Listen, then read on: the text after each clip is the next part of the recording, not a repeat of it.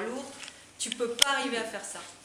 Même si tu leur laisses 7,5 grammes, en plus ça va être l'horreur parce qu'ils vont très mal les assimiler. Il faut minimum 15 grammes sur un marno calcaire pour qu'ils s'accomplissent. Et moi j'ai un problème parce que j'aime les vins secs et j'aime les pinots gris. Pas à 2 grammes, c'est impossible. À mon avis, à 2 grammes c'est métallique. Ça perd de la chaleur humaine parce que le pinot gris il a une caractéristique qui est forcément un peu dans la tendresse par rapport au Riesling qui est quand même très austère et très rigoureux. Tu peux pas faire la même chose.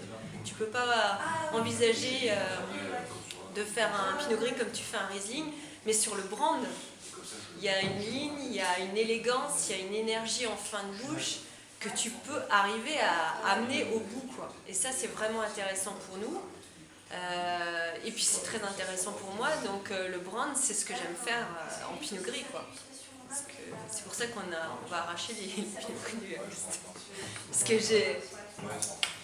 Ouais, bon, après, j'ai de la chance d'avoir du pinot gris sur un terroir granitique. Moi, mon pinot gris à 7,5 grammes, honnêtement, il est recalé presque chaque année. J'ai beaucoup de mal de le passer à l'agrément. Ah oui. Ouais. Bah oui, forcément, c'est un ovni. Parce qu'après, il y a juste 25 grammes et 30 grammes et 50 grammes qui suivent, malgré tout. Donc à 7,5 grammes, c'est petite matière, manque de complexité, manque de caractéristiques, pas typé du cépage, pas typé du terroir. Donc, donc ça, on le voit régulièrement, mais moi, je trouve qu'il y a... Moi, je trouve que ça a du sens, quoi, pour moi, de faire ça. Et sur 2010, c'est l'archétype, parce que tu n'as pas des équilibres comme ça chaque année. Puis ça va donner, dans 5, 8 ans, 10 ans, on va commencer à avoir bien en face, parce que là, encore, il est très jeune, vous le sentez au nez, c'est un peu un chien fou, avec les acidités qu'il a, mais quand il va se mettre en place, ça va être un grand vin. On le sait que ça va donner quelque chose de bien. Et ça, c'est ce que, voilà, moi, c'est ce que je veux faire. Pas de barrique, parce que c'est vrai que j'ai jamais cherché à faire autre chose que ce que je fais là, c'est-à-dire je travaille pas avec le bois, je laisse les cépages sur le fruit parce que c'est la tradition, mais par contre, j'essaye d'aller au bout de ça. J'essaye d'aller au bout de cette idée-là. C'est-à-dire, ils sont en cul, alors? Ils sont en foudre. En foudre.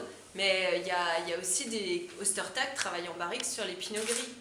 Moi, j'ai jamais pensé travailler malgré tout en foudre. J'aime rester malgré tout sur cette notion de fruit.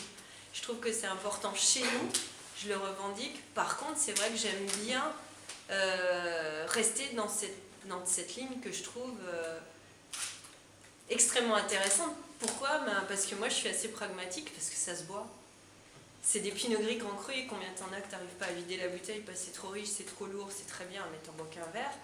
Moi, je revendique mes grands crus, on les boit, quoi. Et on les boit avec plaisir. Un grand vin, pour moi, ça restera toujours un vin qui se boit avec grand plaisir.